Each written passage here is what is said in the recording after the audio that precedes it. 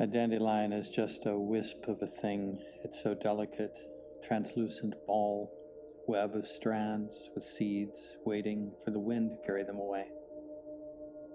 And that is the image I want to begin with today. I want us to see something we think of as temporary, something impermanent. That's our theme, impermanence, an awareness of time and of change. The understanding that things arise and then pass away. A whole world of dandelions everywhere.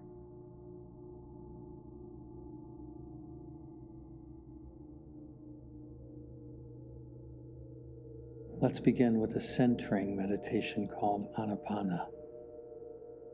This is a meditation on the process of breathing, the inhalation, the pause, the exhalation, the next pause.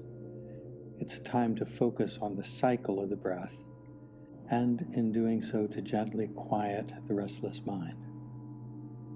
How do we do this? We place the mind on a single spot by finding resistance. Look for the friction point inside the nostrils. Search for that place inside your nose where you can feel the flow of the breath passing by. We're using the sensation of touch for this meditation, and the mind can be directed to focus there on the friction point and to feel the place where the air passes in and out. Place your mind on that spot. Stay. Keep it there. If your mind wanders away, chasing a thought or an image or a story, there's nothing wrong. As soon as you notice the wandering mind, just return your focus to the friction point and gently place your mind there once again.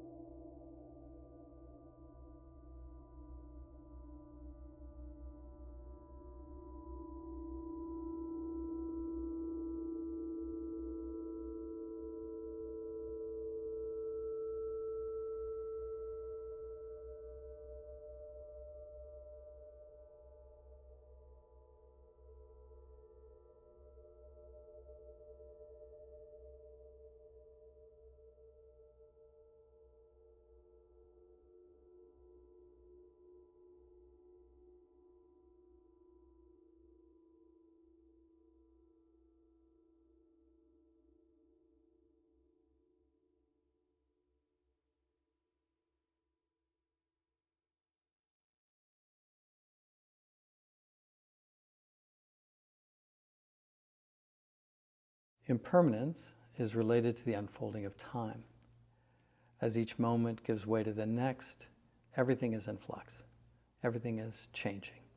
Time is nothing but a condition that allows for the process of change. We perceive time as something that exists in three separate temporal locations: past, present, and future. In reality, because everything is in process, time has only the present moment, only now exists. But within that present moment, there are states of mind and skillful actions we can take that help us deal with our past and help seed conditions that can dramatically impact our futures. I want us to consider three powerful words and their relationships to time and to impermanence. As we reflect on how we might work with those words, I believe we'll find they hold the keys to unlock the path to self-healing, to empower ourselves to help others, and to live the moments of our lives in a happier state of mind. We already know these words, but we might not have thought about how they relate to time, impermanence, attachment, and freedom. The three words are forgiveness, generosity, and gratitude. Let's begin with forgiveness. The Buddha taught that we suffer because of attachment. We hold on to things and we resist their impermanence. As we attach, we create a conflict between the flow of life and our ability to flow with it. When we attach, essentially we're trying to stop the flow, to deny the nature of impermanence. But the river of life can't be stopped. Believe it or not, our attachments can even include becoming attached to our pain. It can be hard to let go of emotional wounds because they have become part of our sense of identity. I am the one who was abused, or I am the one who has to live with the memory of abusing another. The commonality in those two sentences is the word I. The pain sustains our identity, even though it hurts. When we have painful memories, or when we have unexplainable pain because we have blocked out the memories, we might remember the nature of impermanence as we go to work on the cause of our suffering. But in order to heal the past, we have to find a way to let go in the present. We have to detach from what we have become attached to. And the way we can do that is to forgive. I want to ensure that we all understand what forgiveness means in this context. It isn't denying what happened to us. It isn't removing responsibility. It isn't rewriting history. It isn't degrading our sense of self-worth by becoming a martyr to a bully who was in our lives. None of that will help because we can't forgive by taking a path that doesn't include loving ourselves first. Forgiveness is simply the willingness to let go of the attachment to the pain. Forgiveness heals in the present moment by letting go of the power of an unhealed wound to define our current experience. Forgiveness releases our attachment to what happened in the past so that we can experience what is happening now. Forgiveness unbinds our relationship to the pain as a means of creating and sustaining identity. By dealing with the past through forgiveness, we open ourselves up to everything that might be possible in this moment. We free the future to unfold. We open ourselves, our feelings, our life story to the truth of impermanence. Something arose and now something passes away. We forgive and we let go. The second word we'll explore is generosity. Generosity is oriented towards helping create what the future might be like. To be generous is to give away something of value. If the teaching of impermanence is understood in relationship to generosity, it is to know that we let go of the things that we cherish and pass them on to another. When we are generous, what was ours can become theirs. If we reflect on this idea, if we begin to see that generosity is letting go of our attachment to things and allowing them to re-enter the natural flow of life, we're lightening our load and we're passing those things on so that they can become resources to help another person's life.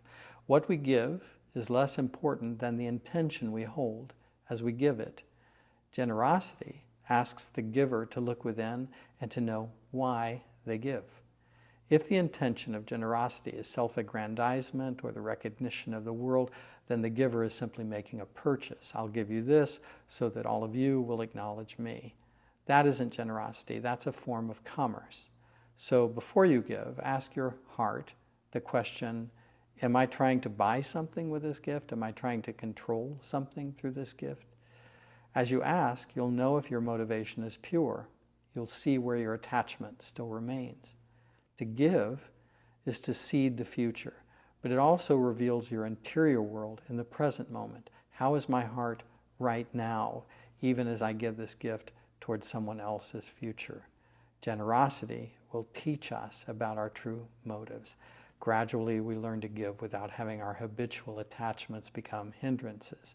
Through giving, we notice our greed. We see where we have been selfish, and we learn to let go of the illusion that the things we have are somehow also us.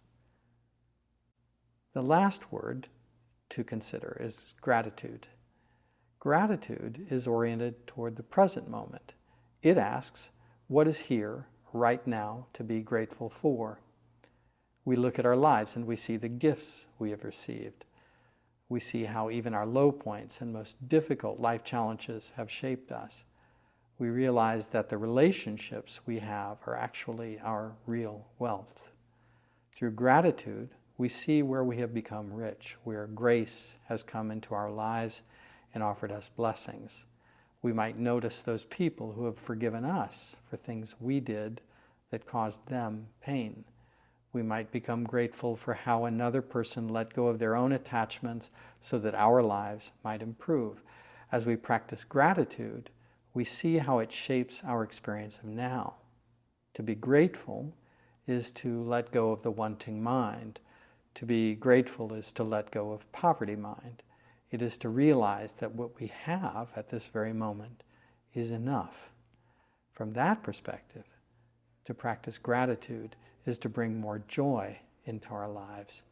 To be grateful is to be happy in this present moment. It is to feel complete. These three words, forgiveness, generosity, and gratitude, are always available to each of us because they are states of mind. They live inside the heart. They cannot be controlled by anyone else. In that sense, they are the ultimate forms of freedom because they don't depend upon another master. You master your own heart when you forgive. You master it when you give, and you master it when you acknowledge in a state of gratitude what others have given to you. Finally, these three words break the bonds of attachment. We let go of our attachment to the past by forgiving.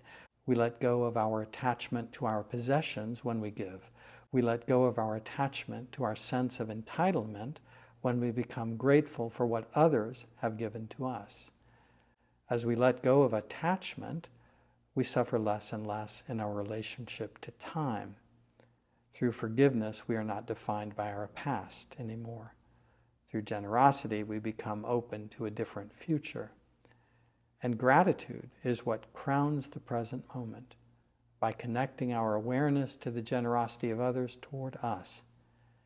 If you look beneath these words, you'll see impermanence hiding inside each one.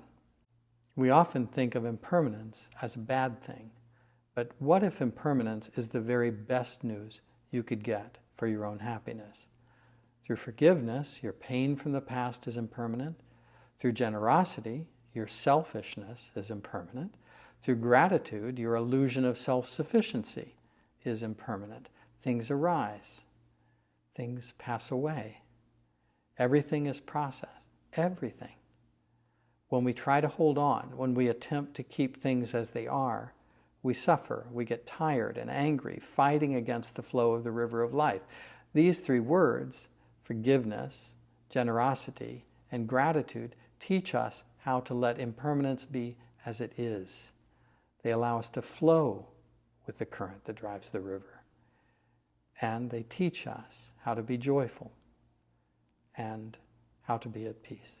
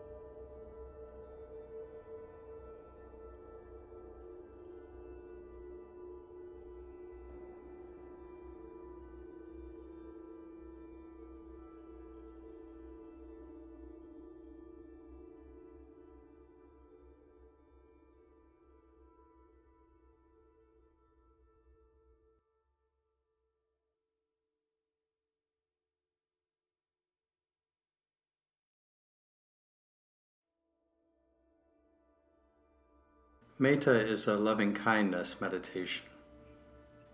The path of mindfulness is a path of nonviolence, and one of the ways we practice that is to practice kindness. And we begin our kindness practice with ourselves. The meditation is called Metta, and it is a meditation that expands from its first subject, which is me, outward, to those closest to me, to those more neutral, through what we might refer to as the enemy, or at least a perceived enemy, and finally to the whole world. So Metta is like a ring in a lake. It begins with just the smallest central point, and then it comes to fruition in this process until it arrives at the point that it is completely embracing the whole universe. And what is the content of a Metta meditation? And the answer to that is that it is the content of good wishes. But these aren't simply idle wishes. They're not dreams. They're actually good wishes. They're intention. And you mean them. So let's do a Metta together. And I would ask you in your mind to repeat the words that I am saying. And truly try to make the intention of your heart to mean these words, beginning with ourselves, beginning inward. May I be happy. May I be joyful. May I be peaceful. May I be safe from harm.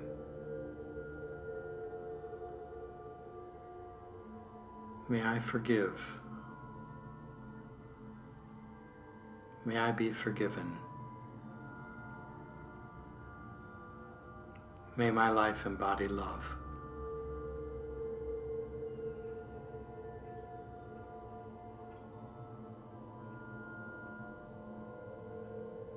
And now I want you to think of a friend, someone you know, someone who has been good to you.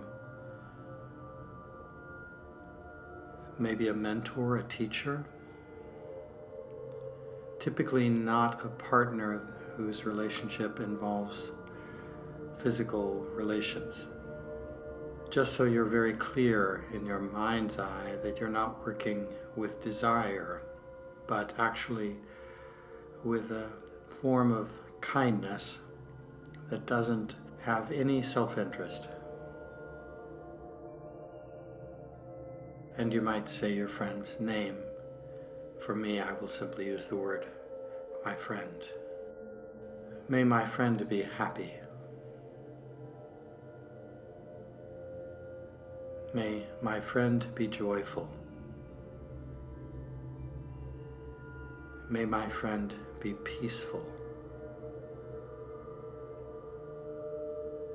May my friend be safe from harm.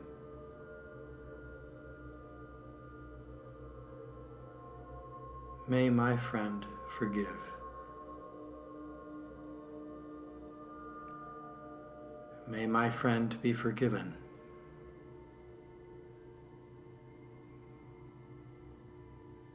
May my friend's life embody love.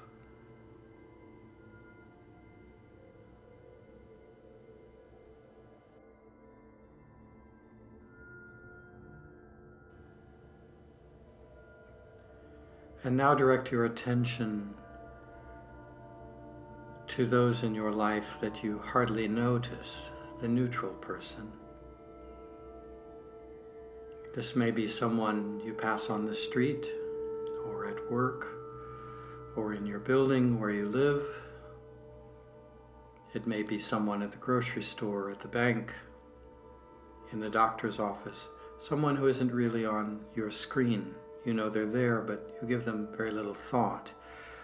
And part of Metta is to teach us to begin to notice those people And it moves our life from a life of grayness to a very colorful life.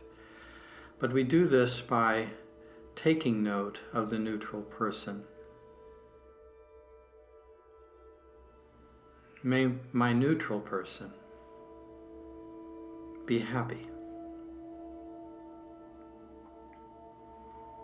May they be joyful. May they be peaceful. May they be safe from harm. May they forgive. May they be forgiven.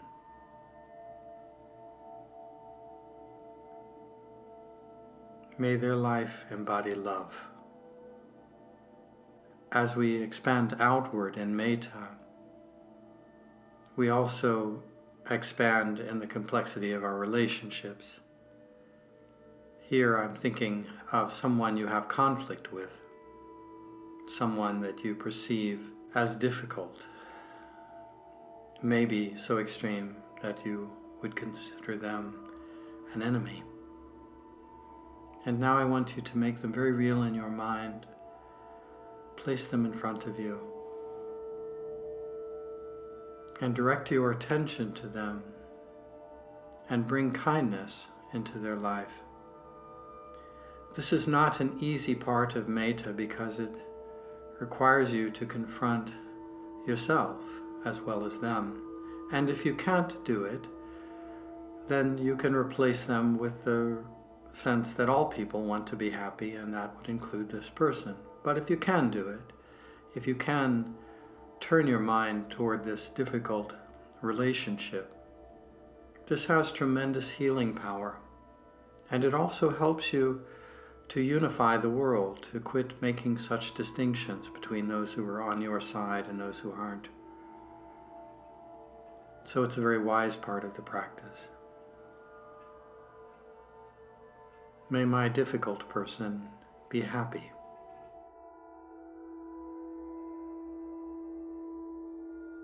May they be joyful.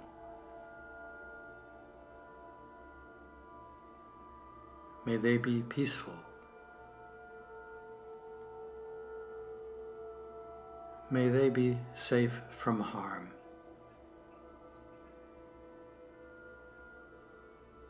May they forgive. May they be forgiven.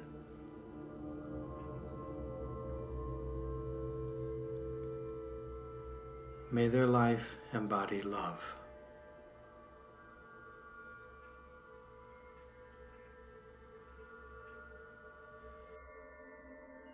Having worked through these expanding relationships, now we embrace the entire world, all the beings.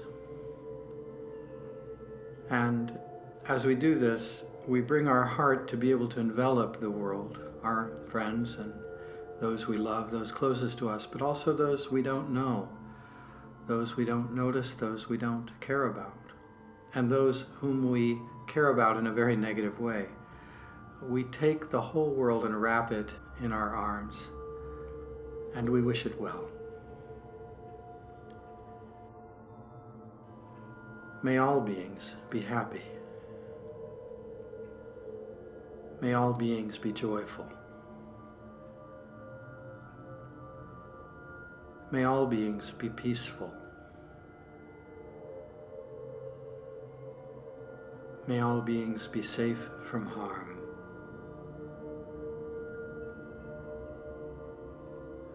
May all beings forgive. May all beings be forgiven. May all beings embody love.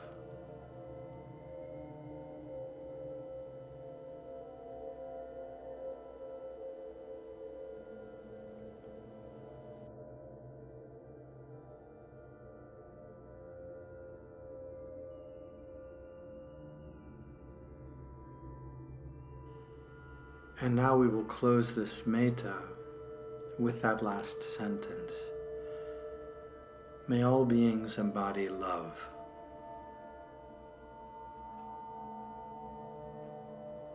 And repeat that. May all beings embody love.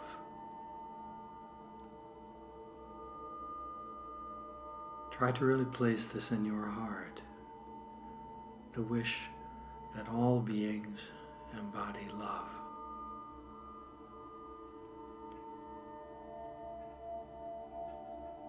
May all beings embody love.